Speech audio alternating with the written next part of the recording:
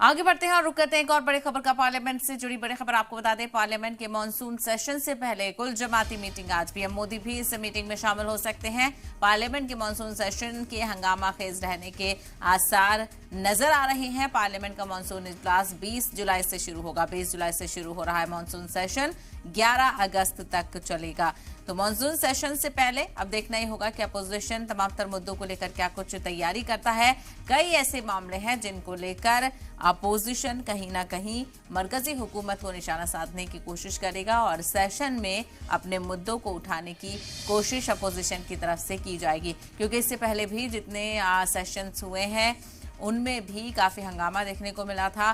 कई अलग अलग मामलों को लेकर अपोजिशन अपनी बात रखता हुआ नजर आया, हंगामा करता हुआ नजर आया।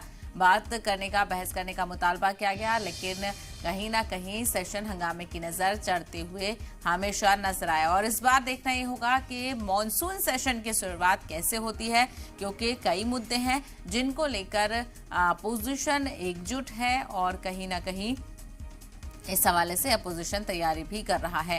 तो कई मामले हैं, चाहे वो राहुल गांधी का मामला हो या फिर मणिपुर का मामला हो। आपने देखा ही होगा किस तरह से मणिपुर को लेकर अपोजिशन लगातार सवाल उठा रहा है, मरकजी हुकूमत से बात करने की कोशिश कर रहा है कि इस मामले को लेकर कहीं ना कहीं मरकजी हुकूमत की तरफ से कोई जवाब दिया जाए, लेकिन सारी कोशिशें अपोजिशन की नाकाम होती हुई नजर आ रही हैं। ऐसे में मॉनसून सेशन की शुरुआत में ही देखना ये होगा कि अपोजिशन किस तरह से इन मामलों को उठाता है।